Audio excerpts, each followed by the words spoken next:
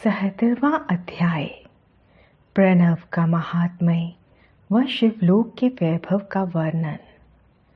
ऋषि बोले, महामुनि, आप हमें प्रणव मंत्र का महात्म्य तथा शिव की भक्ति पूजा का विधान सुनाइए।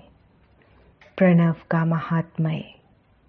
सूत जी ने कहा, महर्षियों, आप लोग तपस्या के धनी हैं तथा आपने मनुष्यों की भलाई के लिए बहुत ही सुंदर प्रश्न किया है।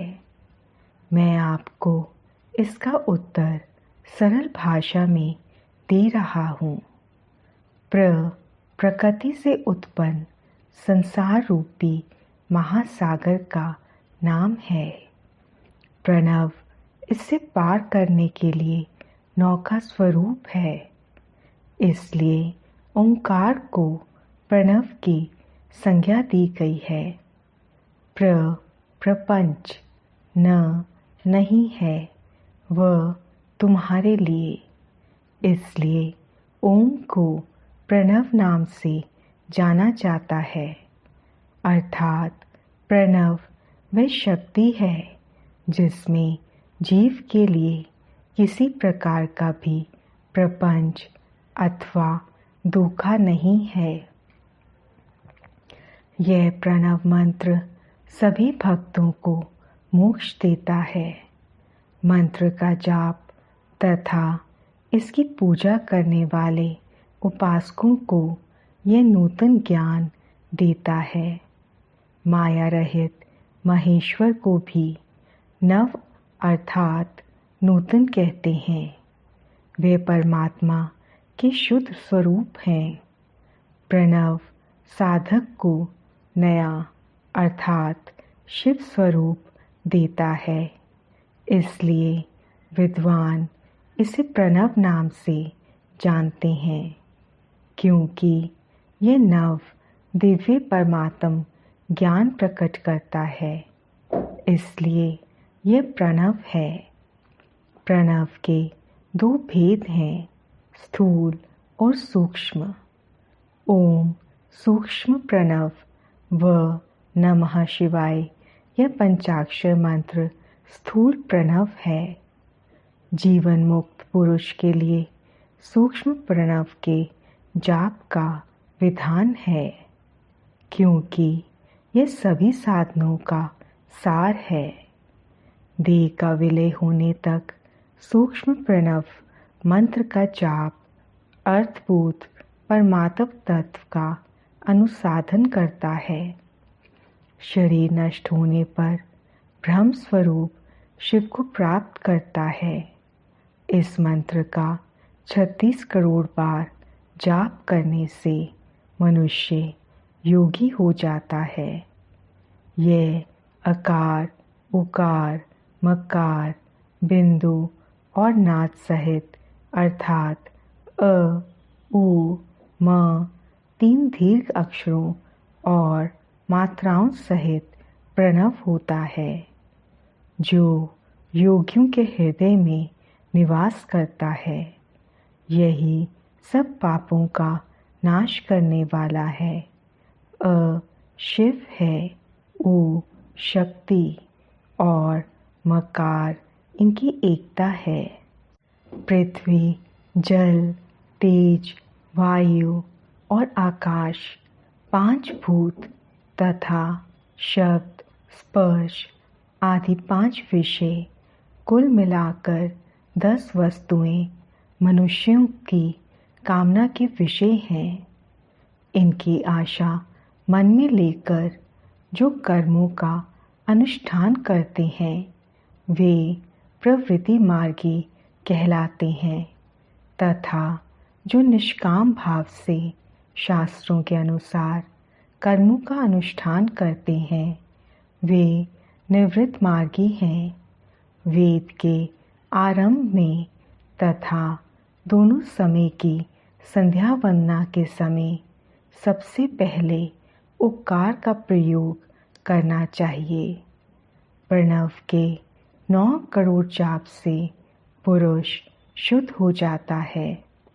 फिर 9 करोड़ जाप से पृथ्वी की, फिर इतने ही जाप से तेज की, फिर 9 करोड़ जाप से वायु की, और फिर 9 करोड़ जाप से गंध की सिद्धि होती है।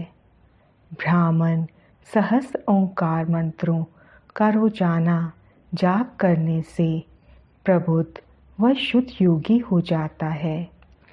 फिर जितेंद्रिय होकर 5 करोड़ का जाप करता है तथा शिवलोक को प्राप्त होता है। क्रिया, तप और जाप के योग से शिव योगी 3 प्रकार के होते हैं। धन और वैभव से पूजा सामग्री एकत्र कर अंगों से नमस्कार आदि करते हुए इष्ट देव की प्राप्ति के लिए जो पूजा में लगा रहता है वह क्रिया योगी कहलाता है। पूजा में संलग्न रहकर जो परिमित भोजन करता है एवं ब्रह्म इंद्रियों को जीत कर वश में करता है उसे तपोयोगी कहते हैं। सभी सद्गुणों से युक्त होकर सदा शुद्ध भाव से समस्त कार्य कर शांत हृदय से निरंतर जो जाप करता है वह जप योगी कहलाता है। जो मनुष्य 16 उपचारों से शिव योगी महात्माओं की पूजा करता है वह शुद्ध होकर मुक्ति को प्राप्त करता है। जप योग का वर्णन। ऋषियों, अब मैं तुमसे जप योग का वर्णन करता हूँ। सर्वप्रथम मनुष्य को अपने मन को शुद्ध कर पंचाक्षर मंत्र नमः शिवाय का जाप करना चाहिए। यह मंत्र संपूर्ण सिद्धियां प्रदान करता है। इस पंचाक्षर मंत्र के आरंभ में ओम ओंकार का जाप करना चाहिए।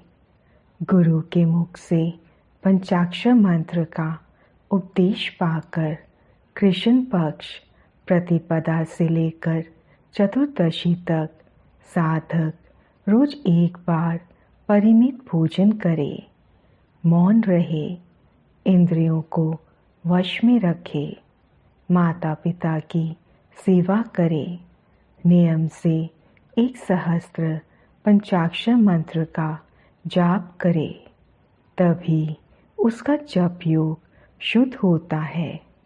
भगवान शिव का निरंतर चिंतन करते हुए पंचाक्षर मंत्र का 5 लाख जाप करे। जप काल में शिव जी के कल्याणमय स्वरूप का ध्यान करे। ऐसा ध्यान करे कि भगवान शिव कमल के आसन पर विराजमान हैं। उनका मस्तक गंगा जी और चंद्रमा की कला से सुशोभित है। उनकी बाईं ओर भगवती उमा विराजमान हैं। अनेक शिवगण वहाँ खड़े होकर उनकी अनुपम छवि को निहार रहे हैं। मन में सदाशिव का बारंबार स्मरण करते हुए सूर्य मंडल से पहले उनकी मानसिक पूजा करें। पूर्व की ओर मुख करके पंचाक्षर मंत्र का जाप करे। उन दिनों साधक शुद्ध कर्म करे तथा अशुद्ध कर्मों से बचा रहे। जाप की समाप्ति के दिन कृष्ण पक्ष की चतुर्दशी को शुद्ध होकर शुद्ध हृदय से 12 सहस्त्र जाप करे। तत्पश्चात इंसान, तत्पुरुष, अघोर, वामदेव तथा सघो जात के प्रतीक स्वरूप 5 शिव भक्त ब्राह्मणों को वरण करे। शिव का पूजन विधि पूर्वक कर होम प्रारंभ करे। विधि विधान से भूमि को शुद्ध कर वेदी पर अग्नि प्रज्वलित करे। गाय के घी से 1100 अथवा 1000 आहुतियाँ स्वयं दे या 108 आहुतियाँ ब्राह्मण से दिलाए। दक्षिणा के रूप में एक गाय अथवा बैल देना चाहिए। प्रतीक रूप 5 ब्राह्मणों के चरणों को धोए तथा उस जल से मस्तक को सींचे। ऐसा करने से अगणित तीर्थों में तत्काल स्नान का फल प्राप्त होता है। इसके उपरांत ब्राह्मणों को भरपूर भोजन कराकर देवेश्वर शिव से प्रार्थना करे। फिर 5 लाख जाप करने से समस्त पापों का नाश हो जाता है। पुनः 5 लाख जाप करने पर भूतल से सत्यलोक तक 14 भुवनों पर अधिकार प्राप्त हो जाता है।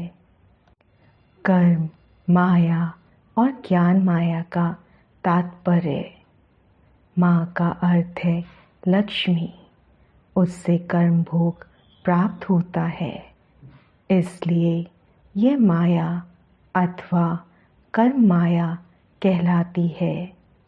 इसी से ज्ञान भोग की प्राप्ति होती है, इसलिए उसे माया या ज्ञान माया भी कहा गया है। उपयुक्त सीमा से नीचे नश्वर भोग है और ऊपर नित्य भोग। नश्वर भोग में जीव काम कर्मों का अनुसरण करता हुआ विभिन्न योनियों व लोकों के चक्कर काटता है। बिंदु पूजा में तत्पर रहने वाले उपासक नीचे के लोकों में घूमते हैं। निष्काम भाव से शिवलिंग की पूजा करने वाले ऊपर के लोक में जाते हैं। नीचे कर्मलोक है और यहाँ संसारिक जीव रहते हैं। ऊपर ज्ञान लोक है जिसमें मुक्त पुरुष रहते हैं और आध्यात्मिक उपासना करते हैं। शिवलोक के वैभव का वर्णन। जो मनुष्य सत्य अहिंसा से भगवान शिव की पूजा में तत्पर रहते हैं, काल चक्र को पार कर जाते हैं। काल चक्रेश्वर की सीमा तक महेश्वर लोक है। उससे ऊपर वृषभ के आकार में धर्म की स्थिति है। उसके सत्य, शौच, अहिंसा और दया 4 पाद हैं। वह साक्षात शिवलोक के द्वार पर खड़ा है। क्षमा उसके सींग हैं, शम कान हैं। वह वेद ध्वनि रूपी शब्द से विभूषित है।